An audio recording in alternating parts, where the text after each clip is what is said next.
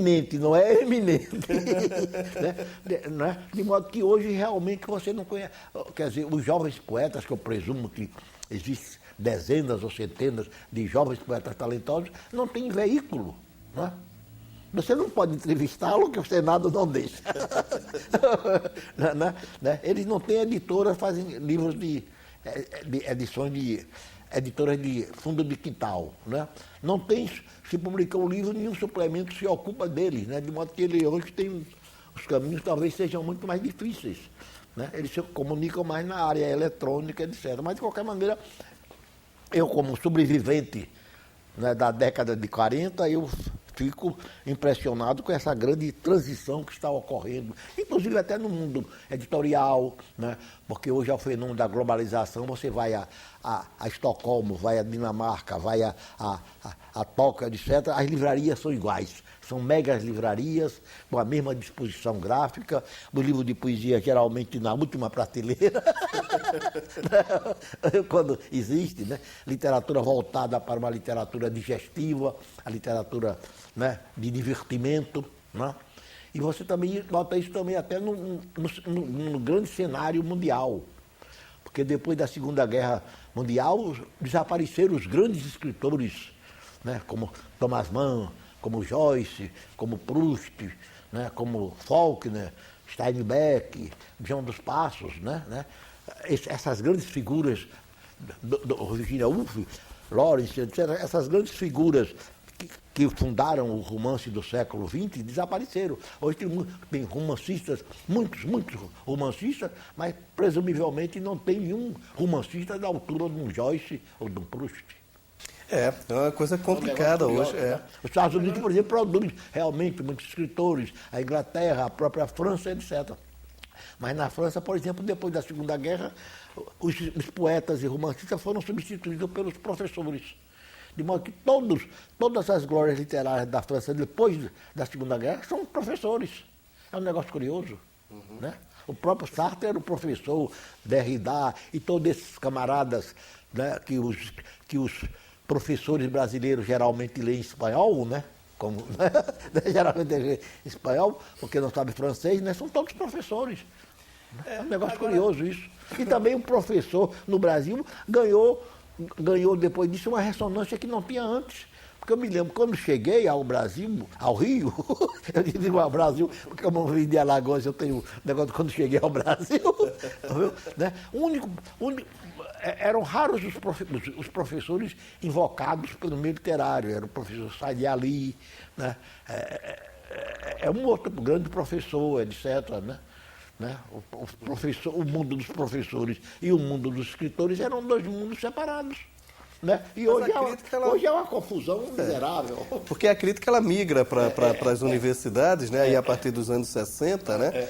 E agora, tem uma coisa que é interessante nessa sua trajetória toda que você descreve aqui no livro, que é a questão da fidelidade à poesia. Você escreveu romances, escreveu contos, crônicas, mas... Eu sou fundamentalmente, visceralmente um poeta. Eu escrevi, porque naquela época, não sei porquê, inclusive porque problema, vamos dizer, de sobrevivência, eu era obrigado a escrever muita crônica. Durante muitos anos eu fui cronista dominical do Correio da Manhã e colaborei semanalmente no Estado de São Paulo durante uns 10 ou 15 anos, etc. De modo como decorrência, né? Porque os jornais geralmente não costumavam pagar poesia, né? Hoje eles nem sequer publicam poesia. E tem até editoras que não aceitam, em hipótese nenhuma, né, examinar livros de poesia, não é verdade? Né? É verdade. É um negócio impressionante. Né? De modo que, então, a minha prosa foi aumentando, etc. Né? E, por razões inexplicáveis, eu também comecei a escrever romances. Né? O meu primeiro romance até ganhou um prêmio da Graça Aranha, que tinha sido dado o ano anterior a Clarice Lispector, de modo que isso repercutiu muito, etc. Né? E de modo que depois eu escrevi, como decorrência de uma experiência pessoal, a vida durante a ditadura militar, eu escrevi O Ninho de Cobras, que foi recusado por 3 editoras. A José Olimpo, Uma Expressão em Cultura e Melhoramentos, né? Que eles me aconselharam a não escrever romance, a só escrever poesia, que eu era um poeta, de modo que então um amigo meu, Frank de Oliveira, sugeriu para eu entrar num concurso Valmap que havia, um grande concurso nacional. Eu entrei e, para surpresa minha, né, o livro foi premiado, etc. Foi um prêmio muito poupudo, né? Eu me lembro que comprei até um automóvel, um automóvel da General Motors, Chevrolet, etc. Dei uma joia minha. Era um prêmio que eu passei alguns meses como um escritor muito rico no Brasil. Né? Mas eu me considero fundamentalmente um poeta. Agora me considero também um escritor, um artista literário. Né? Como o elogio que mais me agrada de toda a minha fortuna crítica é o do Sérgio Millier, que diz: Ledo Ivo é um escritor que sabe escrever. Eu me contento em ser um escritor que sabe escrever. Não quero outro título, nem outra glória. Agora, há também no livro essa rememória dos amigos, da convivência, né? Mas que se estende até o dia atual, né? E demonstra a sua trajetória, que terminou como um poeta de respeitabilidade internacional mesmo, a sua convivência no exterior, com o convite para essas as edições. Exato. Esse é um outro caso, é um negócio curioso, porque realmente, quer dizer, eu fui sempre... Hoje eu sou um solitário, né? Sou solitário de Vargem Grande, no meu sítio lá em Teresópolis, como Gilberto Freire se diz, solitário de Apipucos, né? Mas eu fui uma criatura de convívio durante toda a minha vida, realmente convivi com Graciliano, Jorge de Lima, o Manuel Bandeira, que foi uma das pessoas que me estenderam a mão desde o primeiro momento, que me estimularam. Né? João Cabral, João Cabral, o Schmidt, Murilo Mendes, que foi meu padrinho de casamento, o Marques, né? De modo que foi realmente um grande círculo de convívios, né? Que eu fui perdendo ao longo do tempo até chegar a esta solidão final, né? Porque embora você, por exemplo, eu pertença à academia, né? Mas você na academia, quando você faz novos amigos de infância, mas não tem o mesmo sabor daquelas amizades que você teve, né? Na juventude, né? Os sonhos perdidos, né? De modo que, agora, realmente eu presumo ter vivido um dos cenários mais belos da literatura brasileira, né? Quando havia realmente a figura do grande escritor brasileiro, né? Respeitado, assim, socialmente, num certo sentido, reconhecido. Eu me lembro que quando eu passeava, às vezes, com o Manuel Bandeira, eu notava no olhar de um moço, no olhar de uma pessoa, uma espécie de reconhecimento, entende? Como se você dissesse, ali vai Manuel Bandeira. Né? De modo que era realmente um Brasil muito diferente, mas um Brasil marcado exatamente por uma comunidade literária que tinha a maior devoção pela literatura. Quer dizer, era um país diferente, um país interessante, né? Agora, de certa forma, você hoje é reconhecido como poeta também. E, sobretudo, uma coisa interessante, esse apego a Alagoas, né? Exatamente. Quer dizer, essa volta a Alagoas... Quer dizer, Alagoas parece que nunca saiu de você, enfim.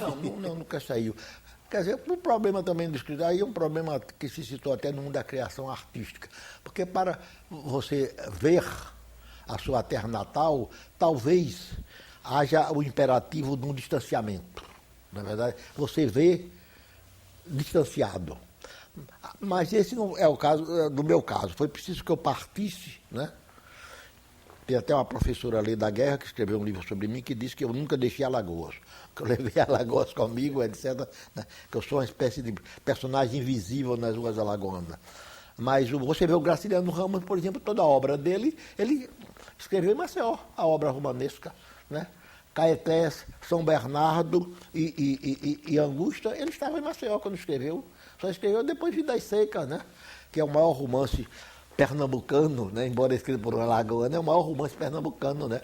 Que é desenrolado em Buíque, no município pernambucano. Né? De modo que, às vezes, um escritor precisa morar na sua terra natal, como é o caso do Érico Veríssimo, num certo sentido, né? E o Gilberto Freire, e às vezes ele precisa se distanciar para poder ver a sua terra natal. Tá ótimo. Ledo, muito obrigado por sua participação aqui no Leituras.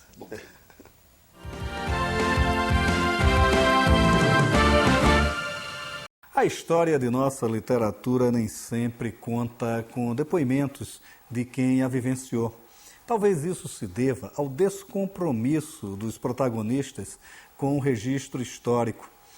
Daí a importância do surgimento de algumas destas anotações, mesmo quando feitas de maneira desordenada, como é o caso de Movimentos Modernistas no Brasil, 1922-1928, de Raul Bopp, relançado pela José Olímpio.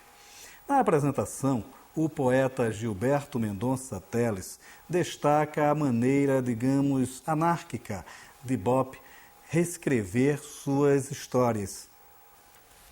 Ele simplesmente seguia tomando notas, onde confirmava ou desmentia opiniões, ou mesmo emitia seus próprios conceitos. A rigor, não chegou a escrever uma história, mas ofereceu os caminhos a serem seguidos por pesquisadores mais ciosos. Além disso, deu aos seus escritos o calor e a empolgação do momento, os tornando assim de fundamental importância para se entender as revoluções estéticas do início do século passado. Isso faz deste livro mais que um depoimento, mas uma verdadeira e emocionante defesa da necessidade de renovar sempre. E foi renovando sempre que José Cândido de Carvalho construiu toda a sua obra, que se marca pelo humor e pelo lirismo. Mais conhecido pelo romance já clássico, O Coronel e o Lobisomem, ele dosou a linguagem brasileira com aspectos quase sociológicos do norte fluminense. O escritor é agora revelado em quase sua totalidade no livro ABC de José Cândido de Carvalho, de Claudianina, lançado pela José Olímpio. Da ABL ao Zé Preto, cada verbete deste ABC vai desvendando o autor que avançou o discurso social do romance regional brasileiro. José Cândido de Carvalho foi, em essência, um cronista. Escreveu apenas 2 romances. Seus outros livros eram contos, quase crônicas, muito bem humorados, sobre uma gente miúda, de nomes estranhos e que abrigava um país profundo, uma gente perdida em veredas quase inatingíveis. Assim fez o inventário de um povo que sabe rir da própria alma e, por isso, sem otimismo desnecessário, parece conhecer os caminhos da felicidade.